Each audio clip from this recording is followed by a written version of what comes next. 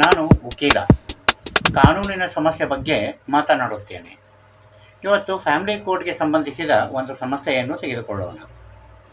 ಇವತ್ತಿನ ಹಿಂದೂ ಯುವಕರು ಮದುವೆಯಾದ ಮೇಲೆ ಅತಿಯಾಗಿ ಹೆದರುವುದು ಹೆಣ್ಣು ತೆಗೆದುಕೊಳ್ಳಬಹುದಾದ ಕಾನೂನಿನ ಕ್ರಮದ ಕುರಿತು.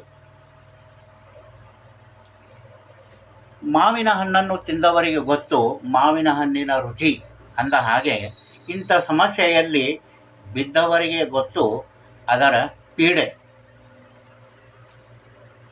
ಮನೋಸ್ಥೈರ್ಯ ಕಡಿಮೆಯಾಗುವಿಕೆ, ಕನಿಷ್ಠ 10 ವರ್ಷ ನ್ಯಾಯಾಲಯದಲ್ಲಿ ಅಲೆಯುವಿಕೆ, ಆ ನಂತರದ 10 ವರ್ಷ ಮರಳಿ ಸುಧಾರಿಸಿಕೊಳ್ಳುವುದಕ್ಕೆ, ಹೀಗೆ ಜೀವನದ ಅತ್ಯಮೂಲ್ಯ 20 ವರ್ಷಗಳು ವ್ಯರ್ಥವಾಗಿ ಹೋಗುತ್ತದೆ.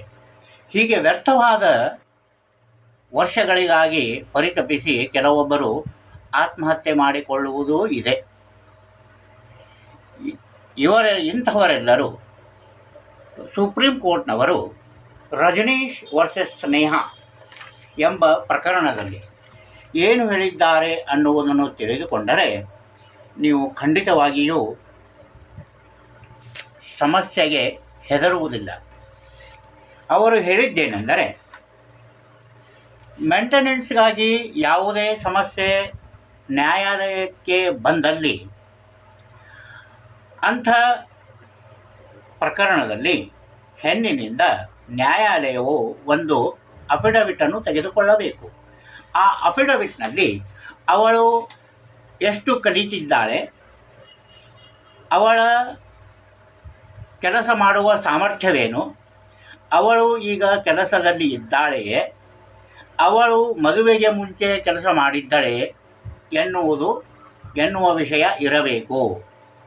ಒಂದು ವೇಳೆ ಆ ಹೆಣ್ಣು ತಪ್ಪು ಅಫಿಡವಿಟ್ ಅಥವಾ ಸುಳ್ಳು ಅಫಿಡವಿಟ್ ಕೊಟ್ಟಿದ್ದಾಳೆ ಎಂದು ಕಂಡು ಬಂದಲ್ಲಿ ಅವಳ ಮೇಲೆ CRPC ಸೆಕ್ಷನ್ 195 ಮತ್ತು 340 ಅಂತರ್ಗತ ಕ್ರಮವನ್ನು ಜರುಗಿಸಬೇಕು. ನ್ಯಾಯಾಲಯದ ಈ ತೆರನಾದ ಹೇಳಿಕೆಯಿಂದ ಖಂಡಿತವಾಗಿಯೂ ಅದೇ ತಾನೇ ಮದುವೆಯಾದವರಿಗೆ, ಮದುವೆ ಆಗುವವರಿಗೆ ಧೈರ್ಯ ಬರುತ್ತದೆ. ಆದ್ದರಿಂದ ಧೈರ್ಯವಾಗಿ ಮದುವೆಯಾಗಿ. ಓಂ ಶಾಂತಿ.